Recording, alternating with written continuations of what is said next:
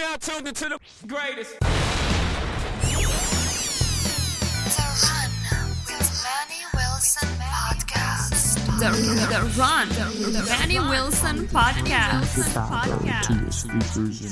The best sports podcast there is. Yes, sir. What's up, everybody? Welcome back to The Run with me, Manny Wilson, all the way from Detroit to Chicago to your speakers and headphones.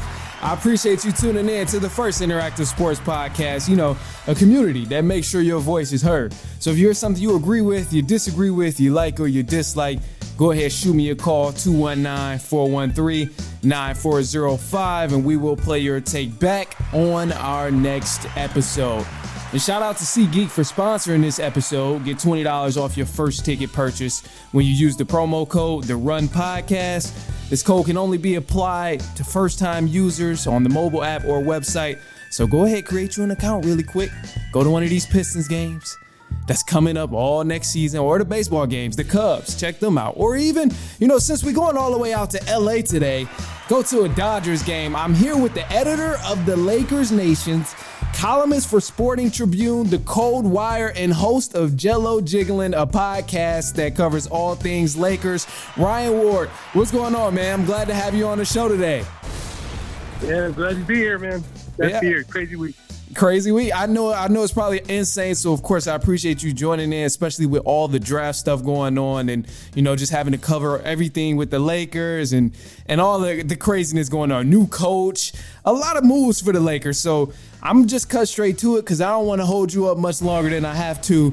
Some crazy stuff, starting with the J.J. Redick hire, man. I had faith in J.J. Redick. I kind of have faith in him because he was a solid player, very consistent dude as a player. And in coaching, obviously, you're going to need some consistency and stuff. But it was just wild to me that the Lakers went with J.J. Redick instead of pursuing some head coach who was like a vet, because we know they tried Dan Hurley.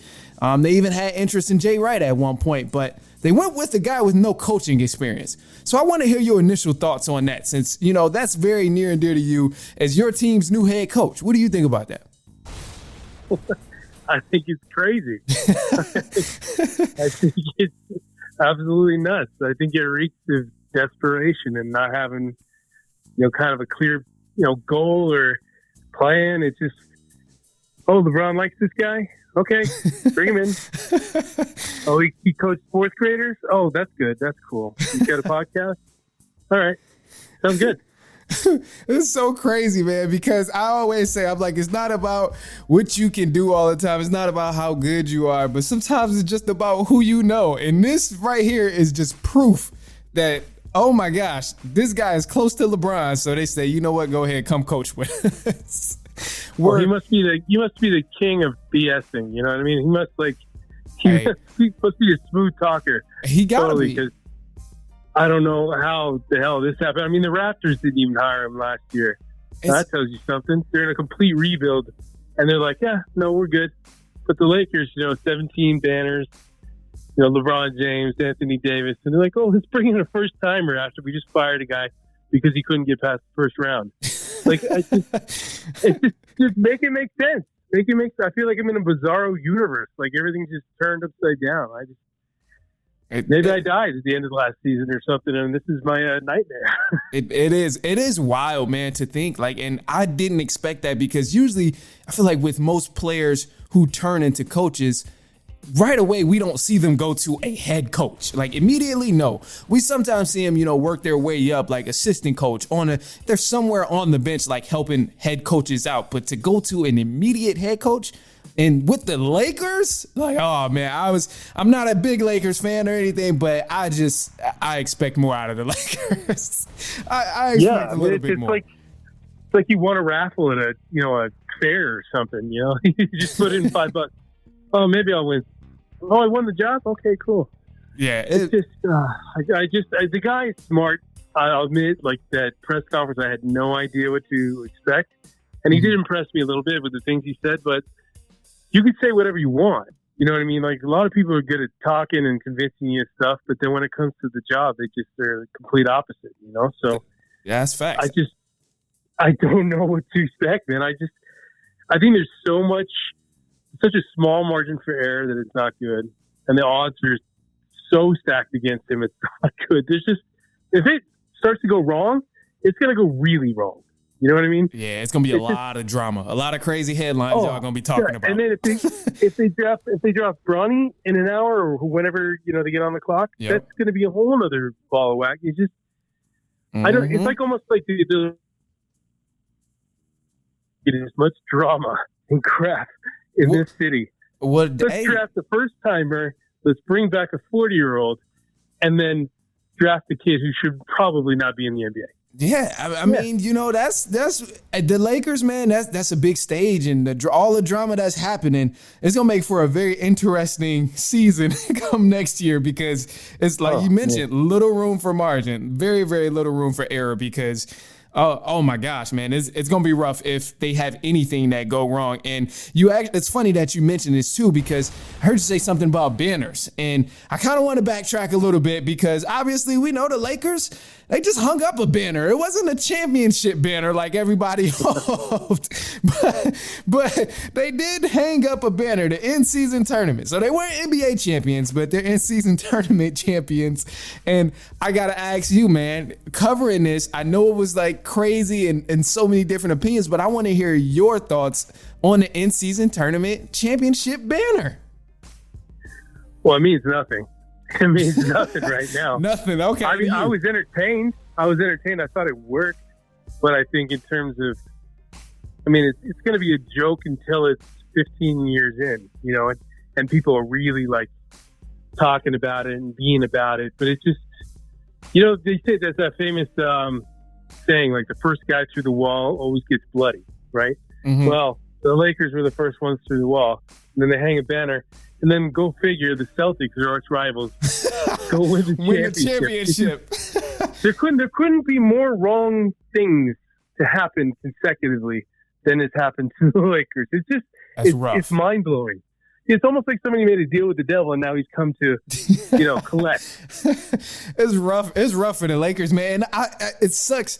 I mean, obviously, whatever. I'm happy the Lakers won it. Cool, whatever. I didn't really care who won the in-season tournament, but it's crazy, because I just know if this was any other team, it wouldn't even have been a discussion. It wouldn't even been a discussion like, oh, are they going to hang up the banner? But the fact that it's the Lakers just make it so much crazier. So that's why it just really stood out to me. And like, speaking of the playoffs, obviously we know Celtics won, and the Lakers, they kind of got cut off short early in the playoffs to the Denver Nuggets once again. And I've been seeing the rumors, correct me if I'm wrong, I've been seeing the rumors and stuff about LeBron possibly getting another big deal, kind of leading him into age 42 or 41 or something like that. And, I thought a big problem was that it was only LeBron last year in the playoffs. It was just too much LeBron and not enough AD and Reeves and D'Lo. It was just not enough help, because when Bron was out the game, it was no scoring at all. And I'm like, for a guy in his 20th something season, it shouldn't be that way. And I'm just curious for you, have you seen anything that was different from what I noticed about LeBron? Was it a different problem? Maybe something that changed along the course of the season that didn't really click in the playoffs? Was it anything that was different? No. It's been the same thing for the last 3 years. Mm. Like, I think ever since they won the title in the bubble, it's been exactly the same thing over and over again. Like, this all started when they broke up that championship roster. That roster was perfect. Man, with Rondo. Right? It was good. They just had the blueprint for a team that could have been successful for years, or at least maybe 2 or 3 years, right? Absolutely. And then they just go, oh, let's just blow it up. Like, what? Really? Okay. Genius move. And then, they just totally fell flat the next year. And then injuries just started to take over. Crazy. And that's been the narrative for 3 straight years. Like, oh, if we only just got whole, or if we got healthy. It's like, dude, every team in the league is dealing with injuries. You're not the only one. That's fact. So it's like, it's just leaning on excuses, and it's just crazy to me that they're just going to do the same thing again. They're like, oh, let's run it back for 3 more years with LeBron for $160 million or whatever it is. Crazy. And then we'll bring on his kid. We'll make him feel even more the comfortable. The Bronny James. I'm guessing you're not all in on the Bronny James picking him up. You're not all into that, even though it's a good storyline. Guessing you're not in on it. Hell no, it makes no sense. I agree. It is loco, man. It's like and they just drafted a guard. I think he's a guard. Dalton. Was Dalton what? Connect, right? Yeah, That's Connect. Yeah, the shooter, and he might be a help. Oh yeah, I mean that was a good move. That's the first good move I've seen in quite some time. In a minute, huh? You know?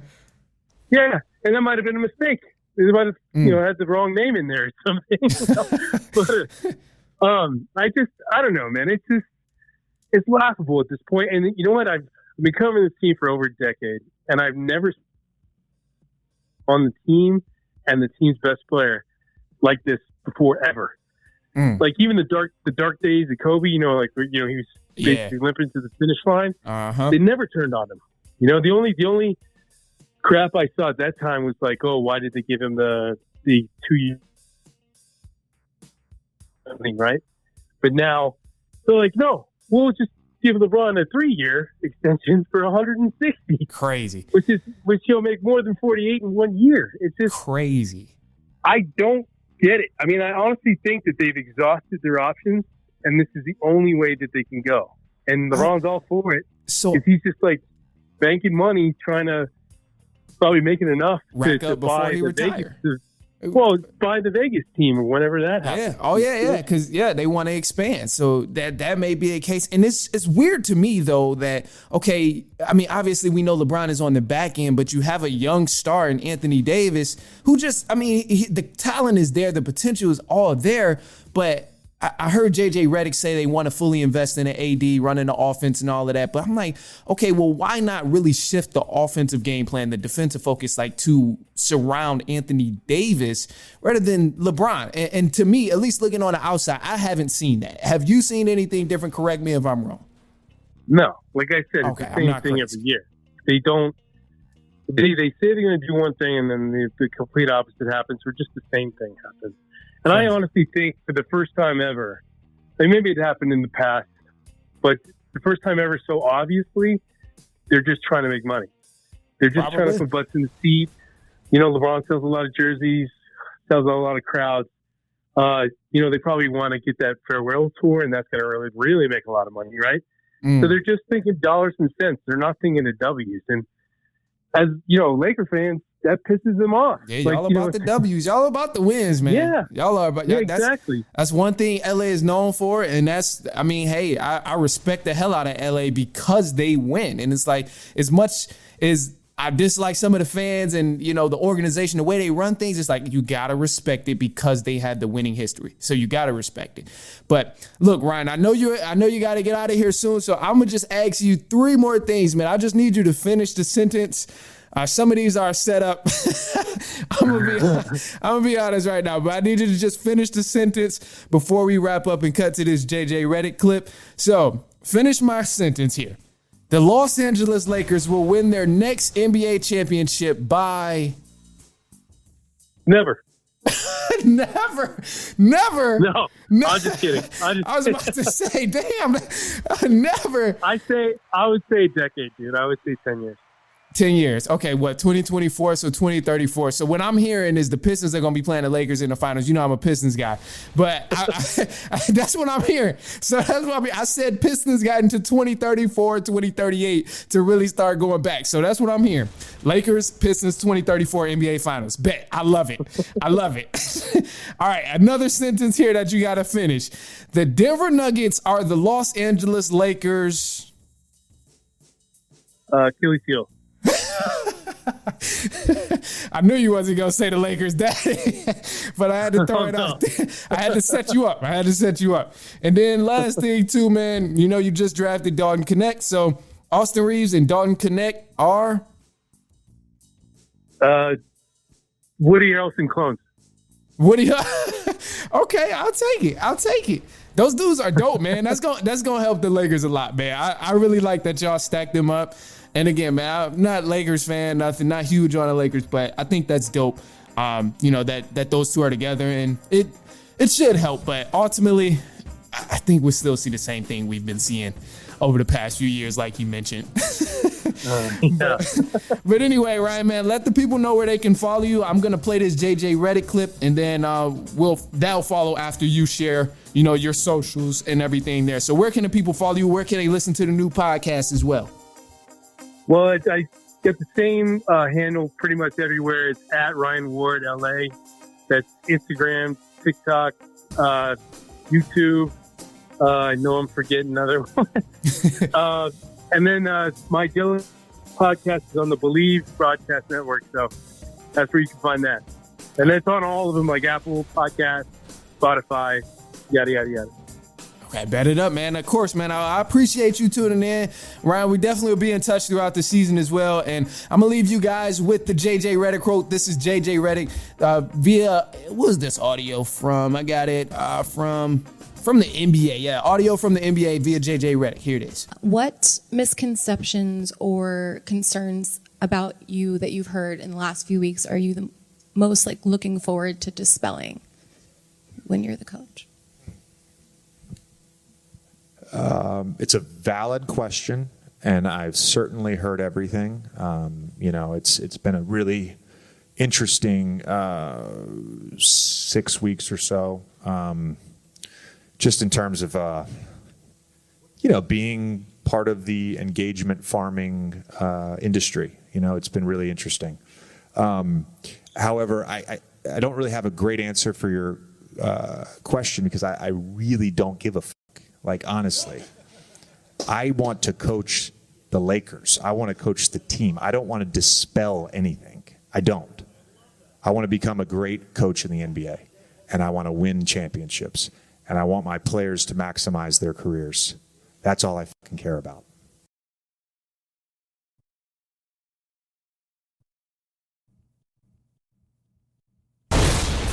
All right, let's get into it, man. So I'm here with my special guest, Eric. Let's get into it. He's here. Reports for the Pistons on Clutch Points as well, and just covers the Pistons. Spent some time over in Detroit as well. Sports Rap Radio on air there. So glad to be joining me, Eric. Happy you here. And let's jump into it, bro. Because first, I want to make sure you can hear me, right? You here? You good? Oh, yeah. Yeah. We're coming in good, man. Thanks for having me. Okay, bet. Of course. So look, man, first things first. Obviously, draft day here. The Pistons, we picked up Ron Holland II. Great athlete. I think he can grow into a bucket getter and someone that can really help us out. But as I've voiced before, and you've heard my concerns about the Pistons, is we need some shooters. Ron Holland II still isn't a shooter, so I'm a little concerned. How are you feeling after the draft pick of Ron Holland II? Yeah, that's been a popular sentiment among Pistons fans. I've seen it all over social media. I've talked about it face to face. I understand the concerns. I truly do. I believe Trajan Langdon kind of addressed it, though. He talked about, everybody's concerned about his lack of shooting. However, with the player that they just acquired, and on top of the fact that they added Fred Vincent, who is a guru in terms of developing shooters, these are the kind of guys that he's worked with. I mean, we see what he's done for Lonzo Ball. He's had good work with, Herb Jones. He has a track record for being able to develop shooters. And considering the skills and the tools that Holland already possesses, like you said, super explosive athlete, likes to play in transition, good defender. He can defend 1 through 4. And if he puts a jumper together, it's not like in a Sar Thompson where Sar is a really good defender, but outside of that, he's kind of struggling with everything. This guy, like you said, he can be a bucket getter. He's very explosive, and he can help them be very dangerous in terms of transition offensively. So I like the pickup, especially if it works out with Fred Vincent, where he can get him shooting close to league average. I don't think it's going to be an immediate request, but I think through time we'll see him get better and better, and that range will increase as well. Okay, yeah, and that's what I'm hoping for too. So I'm hoping that down the line he becomes a lot better shooter. And with the Pistons right now, we're athletic as hell. I love that he's already a great athlete and he already has so much plus side to his game where the only thing we got to worry about is, all right, you just got to get a jump shot on you. Because a lot of times it's the other way around. We see somebody can shoot, but they don't have the athleticism around them, or they don't have moves, or they don't even have the IQ. So I'm glad he has all the other stuff. And that does kind of make me feel a little bit better about the shooting, because when I looked, he was just above. He was 23% with shooting. Correct me if I'm wrong, from the 3-point line. Correct me if I'm wrong. No, you're right. It worries me, but I think when it comes to us winning ball games, obviously shooting is not how we're going to win plenty of games. What is a way you think we're going to have teams beat in the way that we can win more than 23 games in a single season? What's this way you thinking? I think the fans need to understand that change is not going to come from another rookie anyway. So the thing that needs to change is the veterans that they have. And like we kind of talked about on the show, they need to get a coach in place that can help these guys grow and teach them these winning habits of Piston basketball, because you're not going to get it by just leaning on 18-year-olds. Like, Holland's one of the youngest rookies that just came out.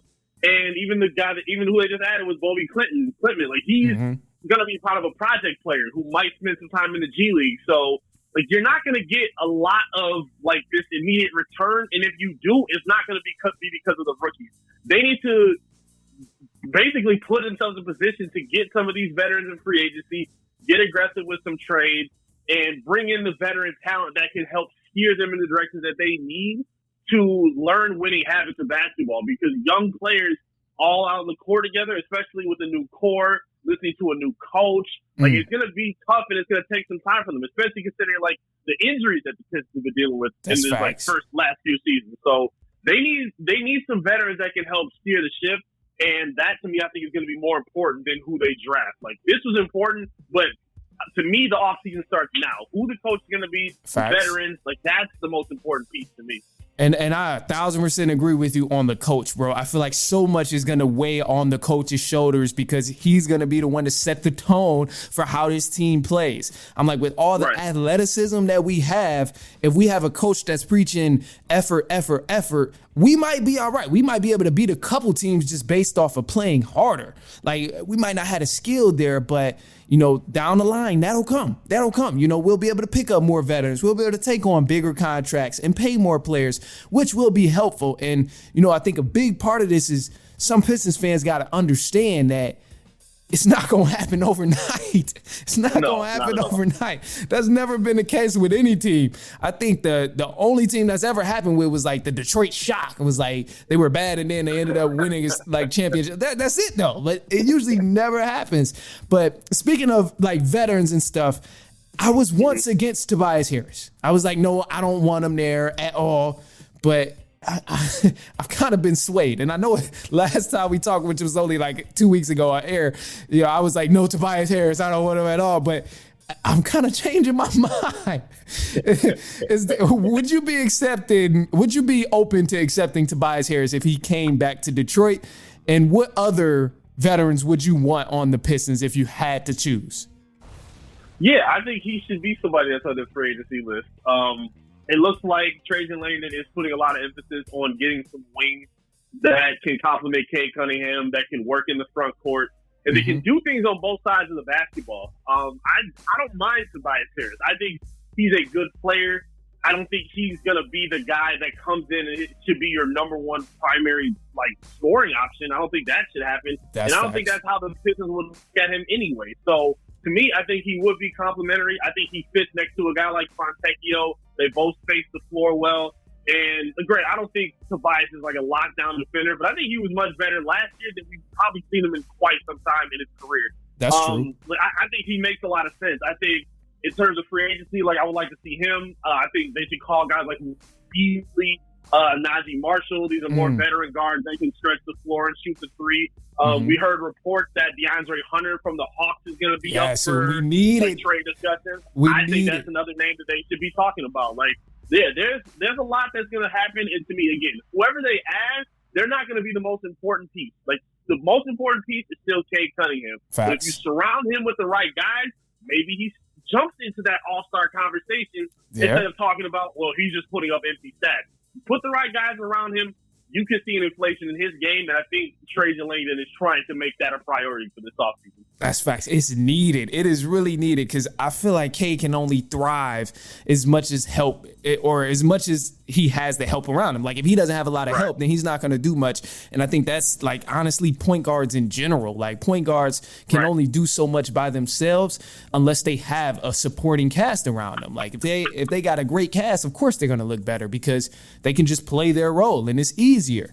So I 1,000% agree with that. And with the Pistons here, I just want to improve. I just want to improve. That's all I'm aiming for right now. I'm taking this step by step. I just need them to improve a little bit, win more games, and just don't be as bad as we were last year. But the last thing I want to ask too is, obviously we don't have shooters. We don't have shooters right now. If we were to land some shooters and make some trades, would you be open to Kyle Kuzma? Because I heard that now that they drafted Alex Starr, that they're open to dealing Kyle Kuzma. I know he has a big contract, but I think Kuzma could help out Detroit. It's just I don't know personally. Like I genuinely don't know if he's worth it yet. One part of me says he is worth the big contract because he's a good piece that could fit perfectly with the Pistons right now. But also it's like I don't want to overpay a guy for, not as much production as I'm hoping for. So kind of want to hear your thoughts and help me figure out my answer, honestly. I'm happy to hear that from you because I feel like I've been on this bandwagon by myself. I'm all for Kyle Kuzma becoming a Detroit Piston. I'm all for Kyle Kuzma becoming a Piston. I feel like you talk about his contract. His contract isn't as bad compared to like Zach LaVine or even a situation like Brandon Ingram where he's on a 1-year deal. So if you do have to trade for him, you're going to have to persuade him to stay off of 1 year's success or lack thereof. I think Kuzma makes more sense than anybody else on the market because if you bring him in, I think he's a very suitable number 2. And at times he could be like a number 1 because he averaged 22 a game last season. He was hooping. He was hooping over there. He was hooping in Washington, man. Absolutely. Him and Kane together, I think, is a very formidable 1-2 tandem, especially if you can find one more scorer to blossom next to him. And then on top of that, being from Michigan, it makes it easier to kind of persuade him to want to stay. All the people from outside of Michigan is going to be a lot harder because they're like, we know what the perception is about living in Detroit, living with Michigan, yada, yada, yada. But for somebody like Kyle Kuzma who understands the grind, he's from what, Flint, if I'm not mistaken, like he understands the ties and like how passionate fans are about basketball. So absolutely. I think he would be the smartest pickup to try to go after. I would be all for it if the Pistons made that move. He got that Michigan muscle behind him, man. He got that Michigan muscle behind him.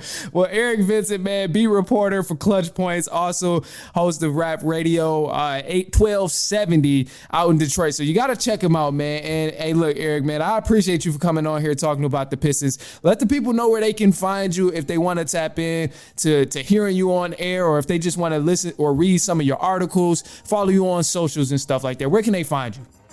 Appreciate you for the time, man. You can hit me up on social media at I am Eric Vincent.